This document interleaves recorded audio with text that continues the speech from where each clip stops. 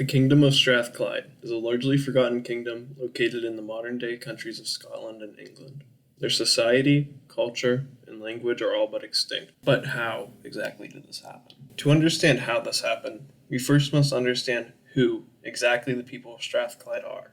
The people of Strathclyde belong to a much larger group of people.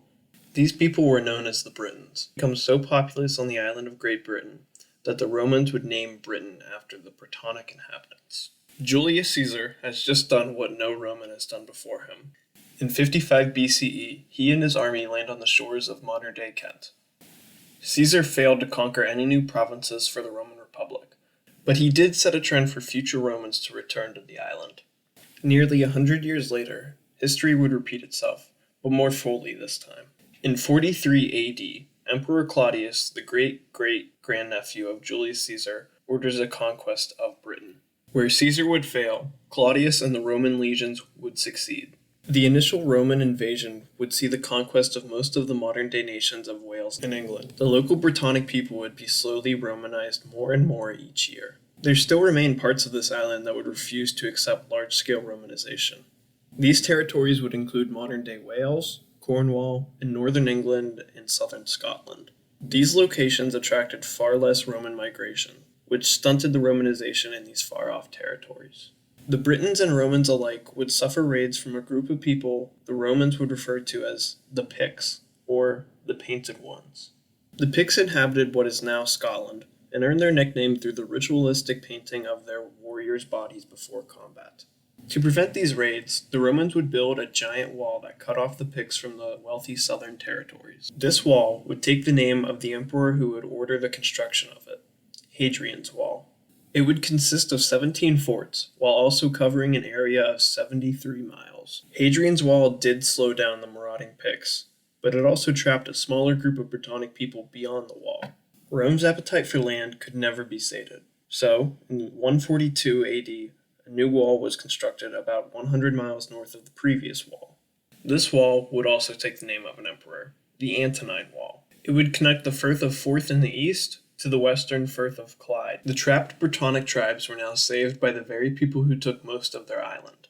These Brittonic tribes would somehow still manage to keep their culture and push away the Romanization of their conquerors. These isolated and stubborn Britons would become the basis for the kingdom of Clut.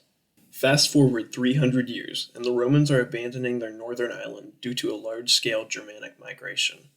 Now with their oppressors gone and their walls crumbling, the Britons made their move. The area between these two walls would see the unification of the various Brittonic tribes. The kingdom of Clut was now formed, sometime between the Roman departure of 400 AD and 600. When translated into the English language, Clut means Rock of the Clyde. Named after two geographic features, the River Clyde and the island at the mouth of this river. This island would be home to the capital of Clut, and the near impregnable fortress protecting it. This small rocky outcropping is actually part of what was once an active volcano. At this time, the volcano is now dormant, but just as equally menacing. Clut would emerge as a major player in post-Roman Britain. This kingdom was able to unite what the Welsh would call Hen Ogledd, or the Old North. One king of Clut was Rhydderch Hale. Rhydderch Hale was a warrior king, and was mentioned by the Welsh as he invaded their lands. This invasion of northern Wales would need to be halted, however. The Anglo-Saxon migration has started, and Clut would not be exempt from invasion. Rhydderch, who at this point earned the name of Rhydderch the Old, would defend his land. Rhydderch the Old was able to protect his land, but he could not fully expel the threat. The Bernicians would form their own kingdom directly east of Clut. These Bernician Anglo invaders would add to the list of possible threats for Clut, who at this point were now surrounded by enemies on all sides. The Brittonic culture on Great Britain would wane in the winds of Anglo, Saxon, and Jutish migrations. Pinned in a corner and surrounded by foes, Clut sought to expand in the only direction left, the sea. The Irish Sea at this time would be filled with numerous ships from Clut. Among some of these ships were fearsome warriors. These warriors would raid the coasts of their neighbors, in Ireland and Great Britain. Clut was able to do this through their capital stronghold on the Rock. Perhaps in retaliation to this sea raiding, the Picts would invade and attempt to conquer Clut. 3 times the Picts would invade, and 3 times they were repulsed. The sea raids would continue until a new threat would arrive to take command of these stormy seas. The Viking Age had begun, and Clut would not be spared from Viking raids. If karma ever was a thing, then it would be during this time that karma would strike back. In 870, two Viking leaders would leave Dublin along with their fleets. One of these leaders is named Eimar, possibly being Ivar the Boneless.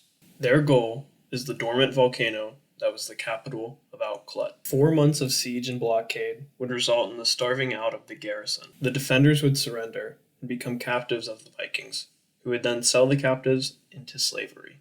Among those captured was the final king of Clut, Arthgal. Arthgal would eventually be executed by his captors. The Vikings would spend the winter in the kingdom that they had just shattered. In 871, the Vikings would return to Ireland.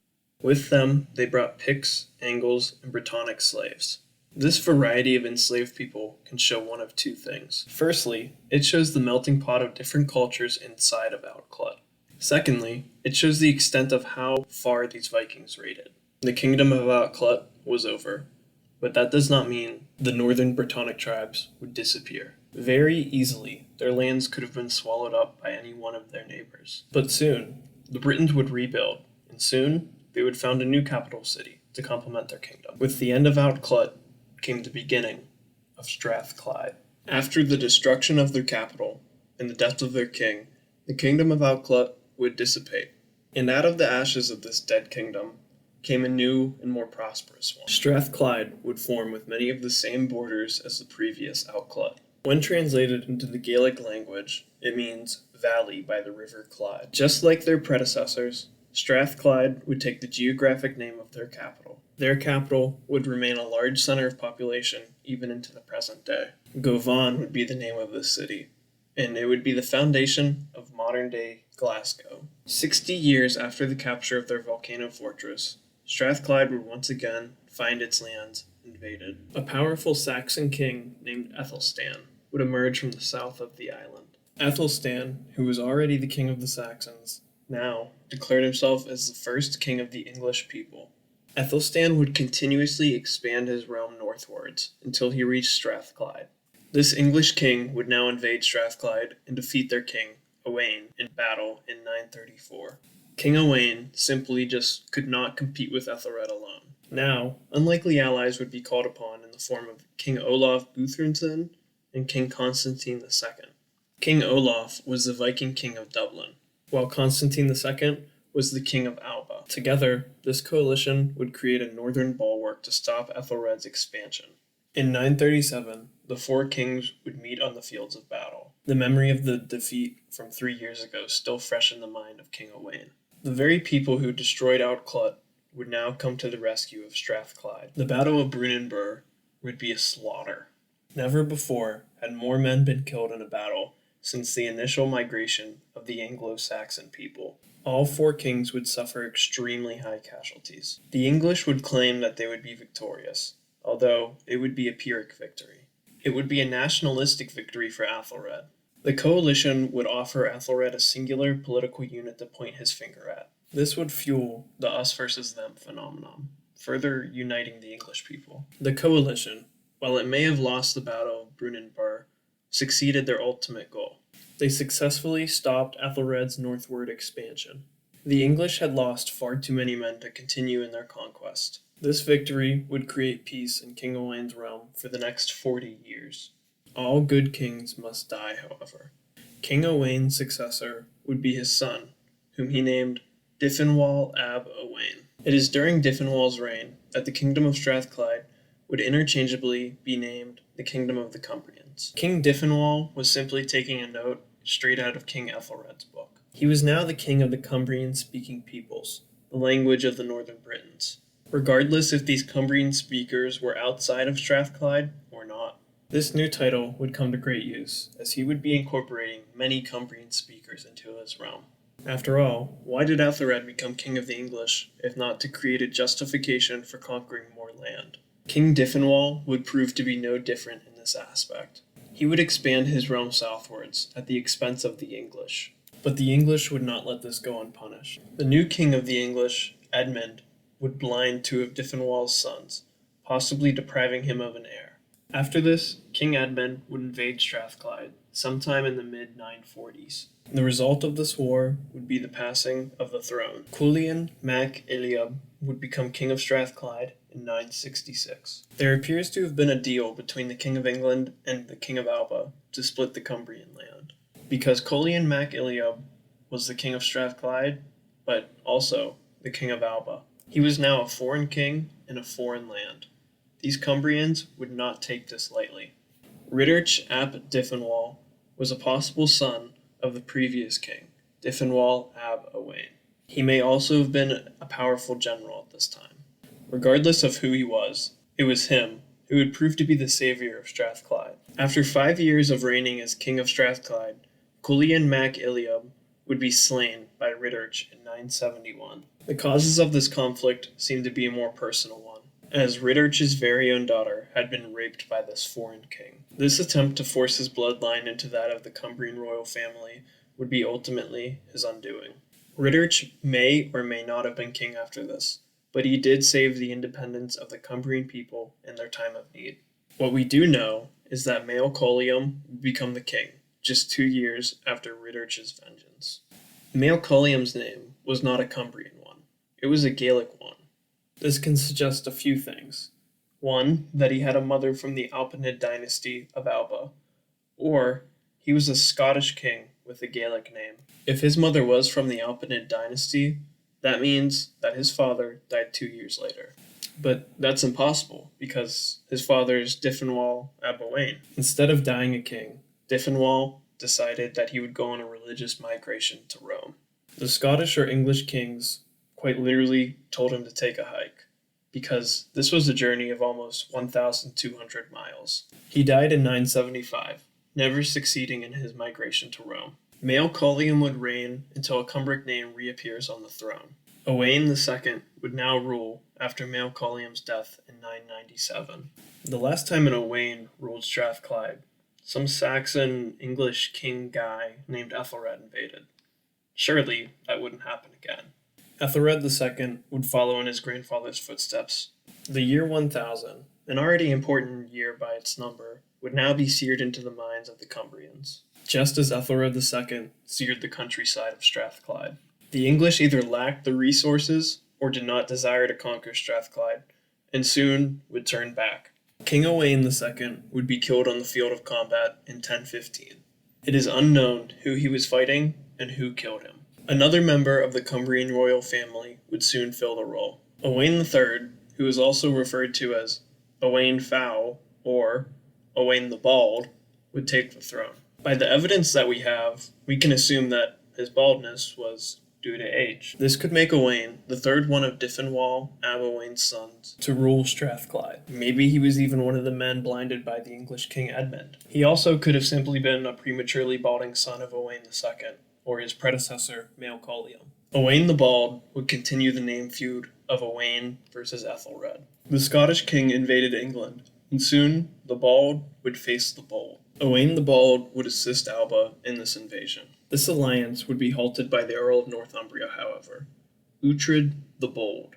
The suddenness of this attack would mean that Ethelred II would have no time to gather a host and march north. Uhtred then boldly met the two kings on the battlefield. He would be defeated at the Battle of Carham, opening the door for Scottish expansion southwards. Malcolm II, King of Scotland, would then establish his border along the River Tweed. This river remains a modern-day border of Scotland and England. The alliance against the English had once again surprisingly worked. Cumbrians and Scottish alike now realized that to keep the English out meant that they had to stay together. Well, either this or the King of Alba, hungering for more land, took the Cumbrian throne. Shortly after or during the Battle of Carham, King Owain would succumb to his baldness in 1018. Taking his place would be Mael Coluim II. When mentioned, his epitaph is son of the King of the Cumbrians, although there is no mention of who his mother might be. Due to this Gaelic name, once again, it could be suggested that his mother or even grandparent was from the royal house of Alba. What exactly does Mael Coluim sound like to you? Especially if you combine his first and last name. It sounds a lot like the name Malcolm. Malcolm was the name of the King of Alba at this time. The Cumbrians would once again find themselves being ruled over by a Scottish king. But maybe not in the way that you would think. It seemed like that the alliance that had formed to beat Uhtred the Bold would now coalesce into a hierarchical structure. At the top of this structure would be a High King, who would make the decisions for the alliance as a whole. This High King, who was usually from the House of Alba, would have kings under him, almost acting like governors for those regions. Other members of the alliance included the Viking kings of the western coastlines of Scotland and the kings of Moray. Therefore, this male colleum could simply be Malcolm II, High King of Scotland. But this does not explain his title as son of the King of the Cumbrians. This male colleum was stated as being appointed by the Earl of Northumbria. Notice the distinction between son of the King of Cumbria and simply King of Cumbria. This minute difference could suggest that male Collium II had a weak claim to the throne. He could have been a son of any one of the three previous kings. Confused? Well, so am I, and so is every historian. Personally, I believe that he was the son of the previous male Collium. That would make the most sense. I also believe that his mother or grandparent were a part of the Scottish royal house of Alba. This evidence is supported by the end of Strathclyde. By 1055, nearly all of the southern half of Strathclyde had been absorbed into the English realm. This was likely the result of a war between England and the Alliance. Soon, the rest of the kingdom would fall under the domain of Alba once again. This suggests that the royal family of the Cumbrians and of Strathclyde may have gone extinct. If the house did not go extinct, it then may have been so diluted by the House of Alba that it just became another branch of the House of Alba. But was it a violent overthrow, or just a peaceful inheritance? English sources would state the latter. This could indicate that after the English installed male Collium II as a puppet king, the Scottish invaded. Now that their southern ally was taken as a vassal of England, invasion seemed more like a reclamation. The High King of Scotland would lose an ally, but in the process would gain half of that ally's land. The Kingdom of Strathclyde would cease to exist sometime between 1058 and 1070. It seems fitting that Strathclyde would be split up amongst its neighbors. It would fall victim to geography, the same geography that once made Clut so strong. It was located in the middle of Great Britain, and it would become the battleground for the English and Scottish. The blood that the Cumbrians would spill to protect this land would ultimately be their undoing. Their victories against the English would fuel English nationalism, while their alliance with Alba would cement the High King of Scotland as a superior to his Cumbrian counterpart. The only thing that led to Strathclyde surviving as long as it did was due to the unique people of Cumbria. The uniqueness of these Brittonic Cumbrians would be the fuel to the nationalism and patriotism that would drag the kicking and screaming Strathclyde and Clut through the whole Anglo-Saxon period and even before that. The impact of these people can still be seen today, with the English county of Cumberland and the Scottish University of Strathclyde.